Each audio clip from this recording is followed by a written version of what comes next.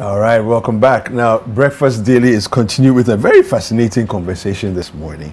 And we have with us on the set this morning a fascinating conversation about food.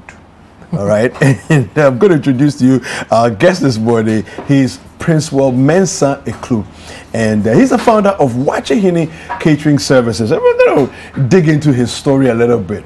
What's up with Wachehini Catering Services? Hi, you're welcome, Princewel. Thank you very much. All right, so talk to us a little bit about the catering services, Wachehini Catering Services, and what it is that you do.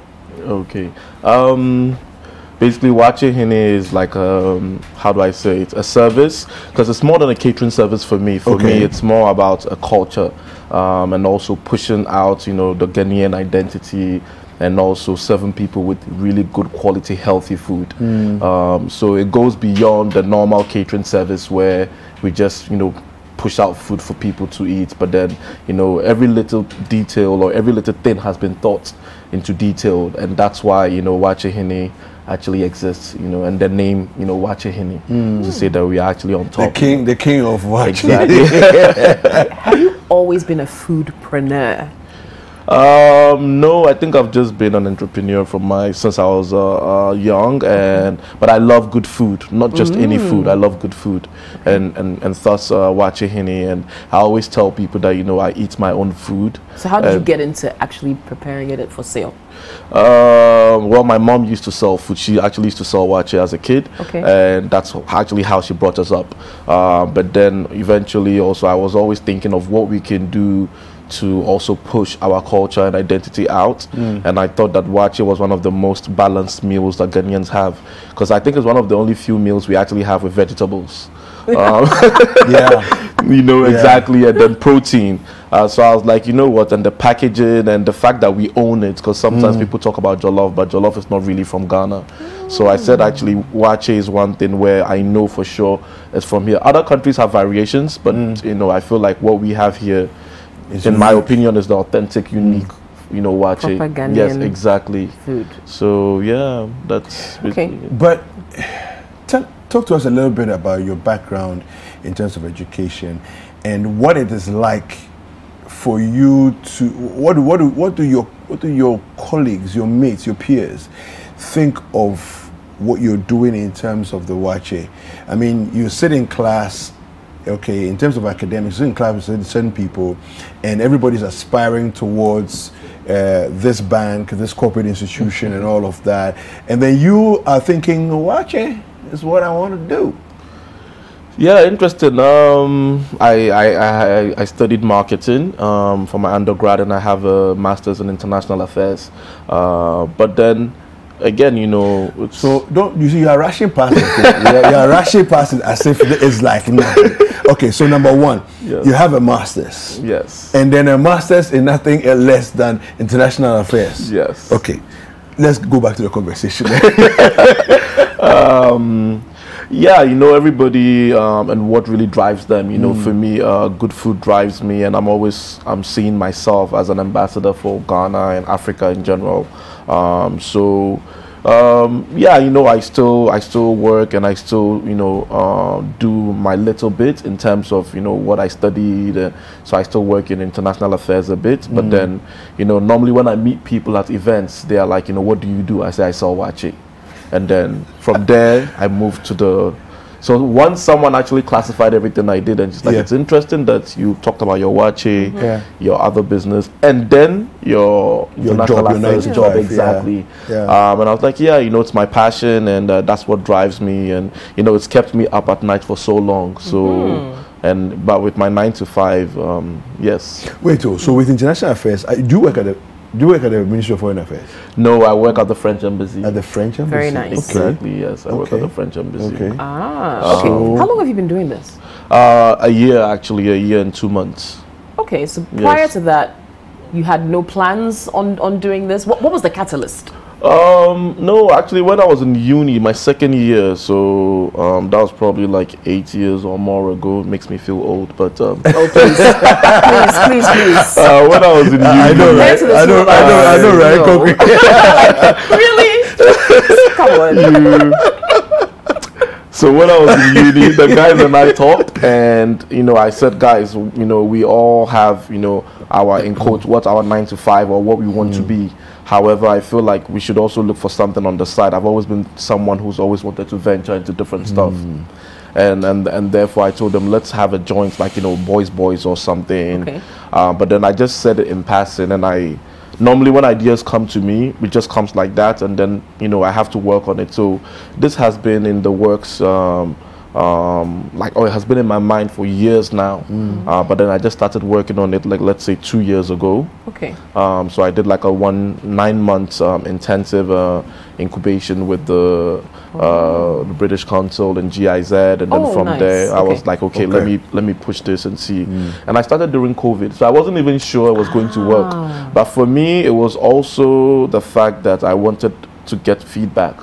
So even though I was doing the incubation with the British Council and stuff, people were like, this is one of the best we've ever had. But then those were colleagues. Yeah. So they could be telling me something. Yeah, they want to hear something you want to hear. Exactly. Yeah. You know, even though you always ask for honest feedback, people sometimes don't really want to say things to hurt you. So I said, okay, you guys have said it. Now let's see what the general public says. And that's how come I said, you know what, let's just go for it. And again, as I said, I started during COVID. People didn't know we exist. People only a few people even still know we exist. But then the few that know it, the reviews they give us alone is like super encouraging. So how does it work? Is this an online thing? Do we call you and you deliver? Or do you have a restaurant where you can pick up? No, we actually have a small, I call it a food shack, just behind Salem School. But normally what we are doing now is we're taking orders and then we're delivering to people, because we've seen that strategy is helping us much more than actually having eventually I want to have like a Wache Palace. You know, where people can actually come. No, but of course, if it's a Wache Hine, it has to live in a Wache Palace. You have to. The throne, crown, everything. Okay, so I'm going to open one of these packs so that you can tell us what makes your Wache more unique than others. Okay, I'm going to look on as you do this. There's rice and there's beans. Even though I'm tempted to enter my own. I'm not going to eat it. I'm going to open it, but okay. So there's a label on it. Okay, so it identifies foil packaging. Says get your delicious wache, and I like the banner. It's like a kente inspired border around the sticker as well. He talks about the fact that he wants it to be Ghanaian and authentic, and then a nice picture of wache in a leaf as well, and all the contact information. It also has prices on here according to your preference. So it says 15 cedis or 20 cedis, and also according to your preference. So that means you can pick and choose what you want to I can already tell you what it looks like inside. You know why? Because they've written on here that at Wache Hine we've got your favorite wache served in natural fresh leaves. Awesome. Okay, so here we go. There we go. Oh, fresh so natural nicely packaged. Look at that. Okay, so we've got everything compartmentalized. Okay. Yeah. Yes. So here are your vegetables, right? A little pack of vegetables there. Here's the leaf, and wrapped inside this leaf nicely is you can see the wache, and I'm not going to take it all out, but there's plantain I can see here. I see some meat. There's some wache, and there's an egg in there as well. Okay. Now, also noodles, or some people say spaghetti or macaroni. It's there. Or talia. Or talia, exactly. Or talia. I'm doing too brofu. This is amazing. Then we've got some shito here. We've got your gari. Yeah. And then you've got some stew. And it's all nicely packaged, each individually. So I love that, because you may not want all the pepper mixed in your food. I love this. The packaging is perfect. The meat and the egg that's hiding inside the wache. It's tucked away. It's tucked away in the leaf. You can see it. Like, tucked away. Can we end Breakfast Daily now? So that we chop. Yeah. We listen to episode and chop wache. That's like a perfect morning. It's a perfect morning, right? No, this is good. I love the way it's packaged. Thank you very much. So this avoids all that. You know, sometimes you buy wache and you're afraid it will spill and things will get all mixed together. This avoids that. This is amazing. Very well packaged. And actually looks very hygienic. Very. It actually, I mean, listen. Very. That's the whole point. I think that if you're going to buy food with your eyes, this probably makes it, to the top for me. And the because good it looks really, really clean. It looks clean and it feels clean, and when you eat it, you can actually tell that this is something that has been carefully thought of. A lot of people complain and say when they have wache, they have upset tummy. With our wache, we've never had that. I have a lot of foreigners also buying from me because they worry a lot about the hygiene and also the salad and the vegetables. How are they washed? Yeah, because that's also a question you always ask. Exactly. I mean, I found it interesting when you said that it's the only food with vegetables, you know. But for me, I've avoided vegetables for a long time. I don't buy. We can buy wache. I will not buy vegetables because for that same reason, you don't know how it's clean. But we have to add that he also puts a mint. Yes, there's a mint there, so when you finish, you can have a nice mint to freshen your bread. You've thought of everything, and then of course your cutlery, which is on top of it. Yeah. So we're going to continue this conversation, but we have a colleague. You know, we told you earlier on that the Fix the Country demonstration is coming on this morning. We have our colleague Hanson on the ground right now. We're going to speak with him. Good morning, Hanson.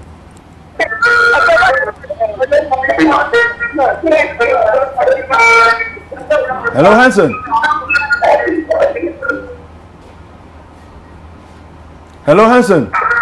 Yeah. Yes. What can you tell? What updates can you bring us from the demonstration? How is it going? So the demonstrators currently have moved from the demonstration and are heading towards Parliament. The route that they are agreed with the police. There are some demonstrations they will use the after second university route and then through to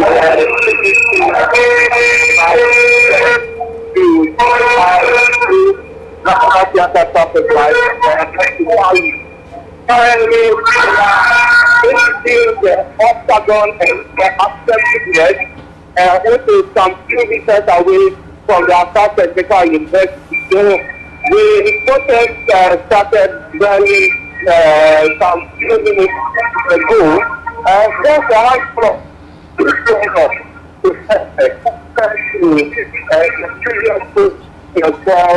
Someone is by the federal country. The numbers of this particular protest are not encouraging that much. Somewhat more than 50 and about 100 protesters we are talking about here.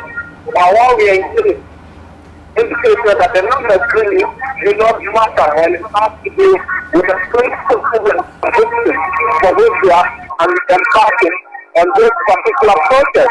For them, their access of retention through budget that they cannot come to terms with, and for that matter, they are calling for an outright rejection of the citizen's property.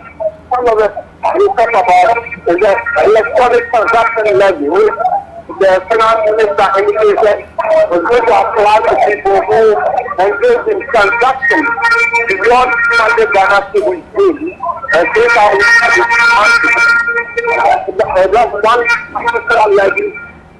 Most of them are protesting. The number of schools that have come together, of course, this country protest, who started on social media, doesn't really have any complete sort of membership. People who are interested in the first journey. But we have a group like economic perspective led by they are part of this particular project. I said that we want to see a group known as the unemployed network. Basically, who are not happy with the state of unemployment in the country and are protecting particularly about the unemployment. Generally, this is what is happening here. They're dropping the Accra Technical University. All right, so Hanson, I think we'll come back to you. We'll come back to you and get more updates later on as the demonstration goes on. And thank you very much for that update. Thank you. All right. So that was our colleague Hanson Ajiman and bringing us updates from the Fix the Country demonstration. Of course, they are upset about the various issues in the budget specifically, and they're demonstrating against the e-levy and so other things in the budget as well.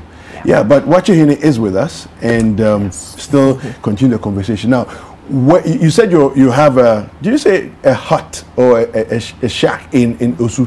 Yes, I have a container, let's say, in Osu, behind the Salem Senior High School, and that's where we actually normally sell. And are you on social media? We are on social media, Okay. on Facebook and Instagram. Okay.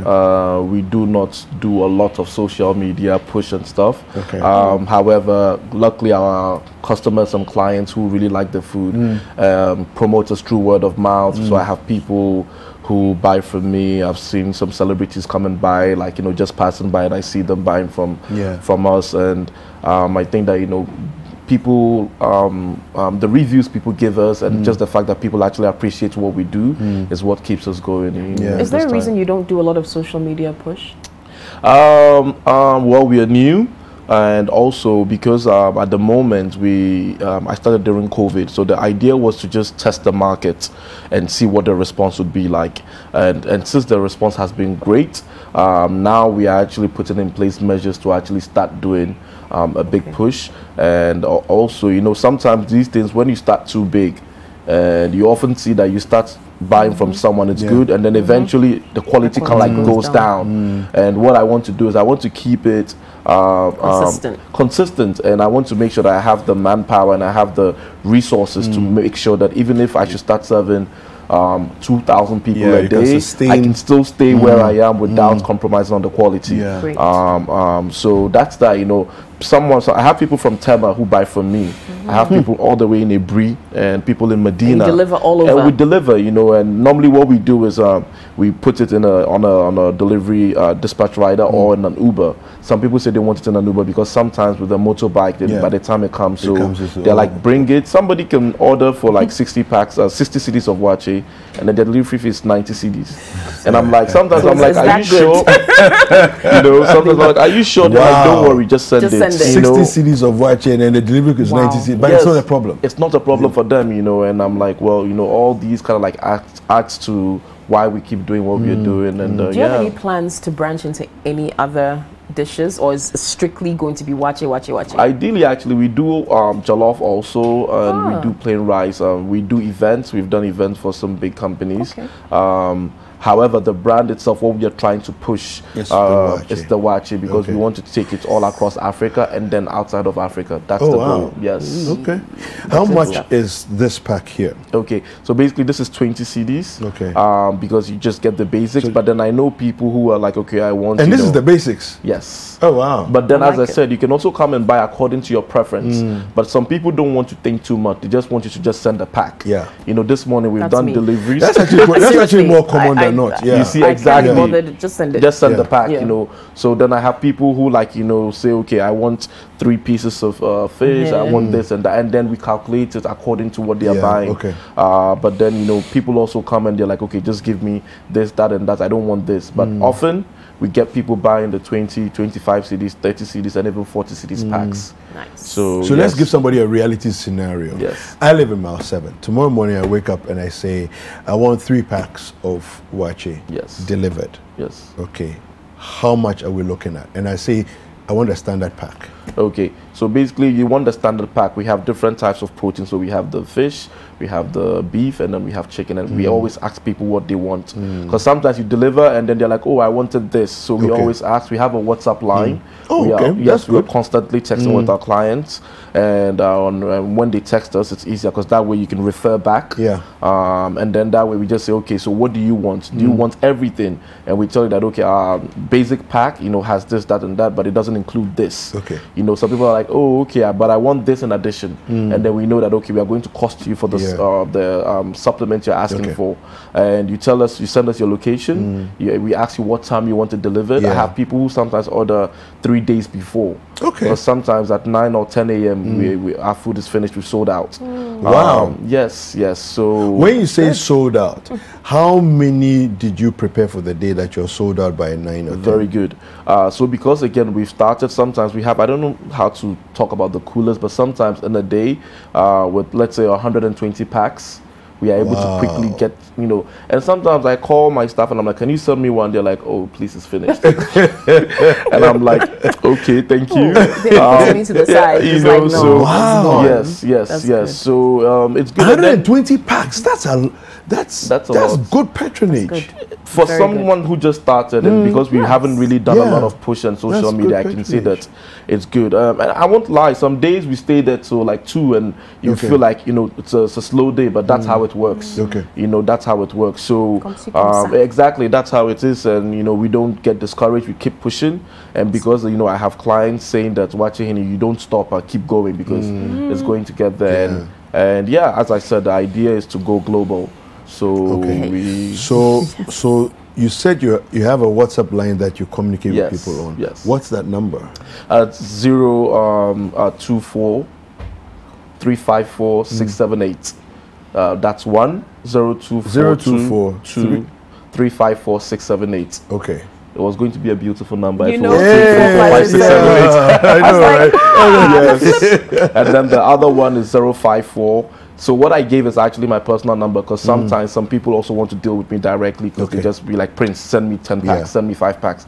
But then if you want the company office, the company is 054 414 3096. Okay. So 054 414 3096.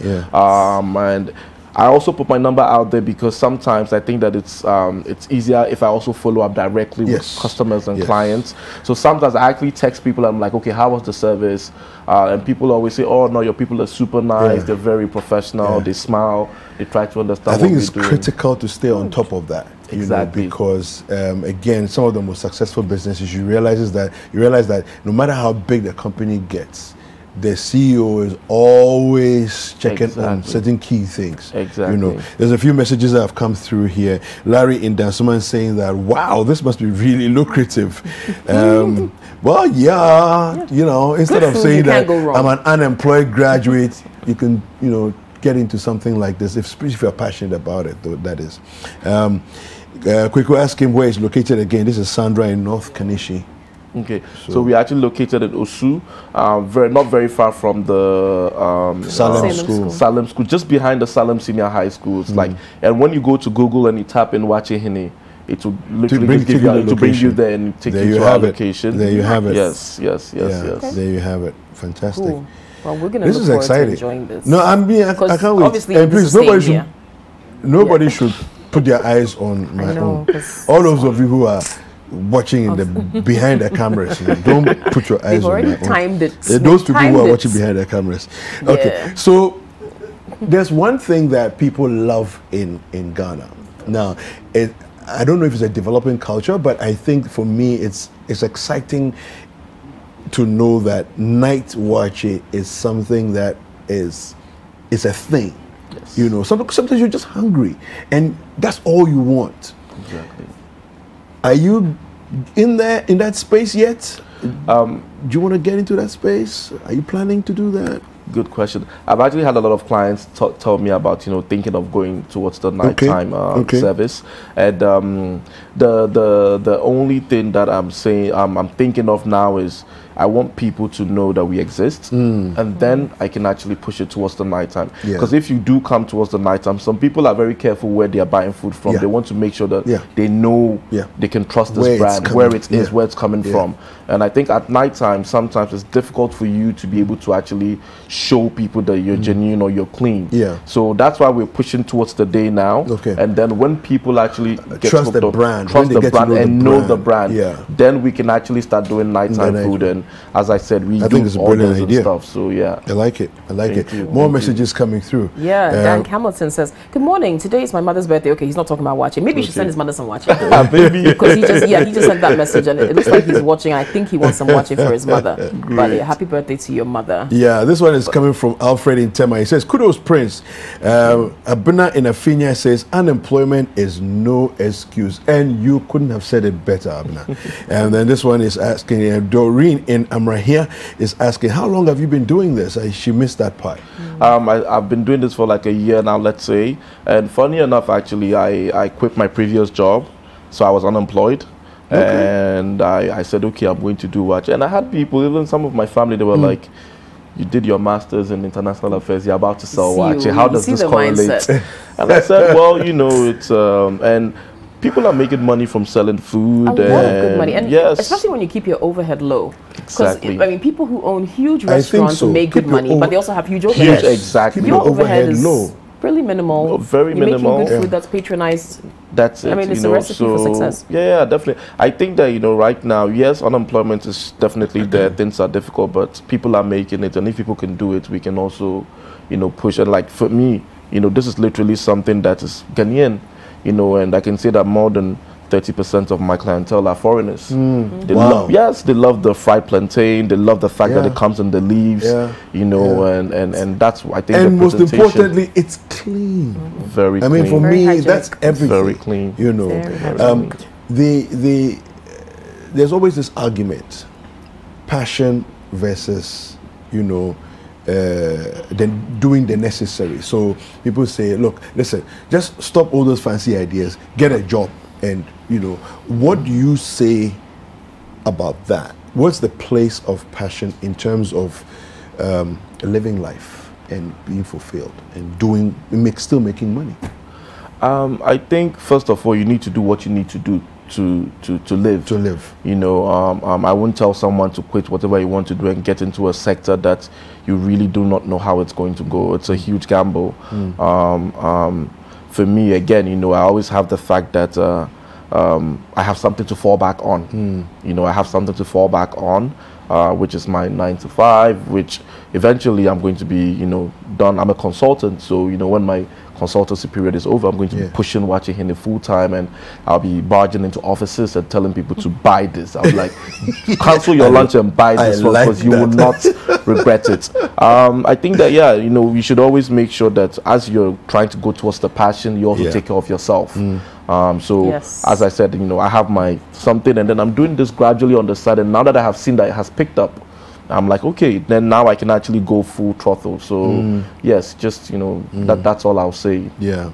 Fantastic. This is great. Well done. Congratulations. Thank you very much. Thank you very much. Onward and upward. Thank you. Princewel, look, and I'll be expecting people to be ambassadors and push. Push. They are not pushing for Ghana alone. Trust exactly. Me, when I find a good thing. Thank you. Thank you. And we look forward to visiting your palace one day. Please. It's going to be a concept, palace, because the idea is the whole, experience. We're going to have planks, and we're going to have the leaves and the planks on a, like a canoe ship plank, and then everybody can experiential dining. Exactly. Love it. Exactly. So love it. I just want to say one thing. Some people say that they do not like to order watch when they go to big events because it's a bit local, and I'm like, really? Yes, I've heard some people. I've heard some people say they prefer the fried rice, the plain rice, the jollof. I'm like, they're lying. You can't. I'm here to tell you, the watch will finish first.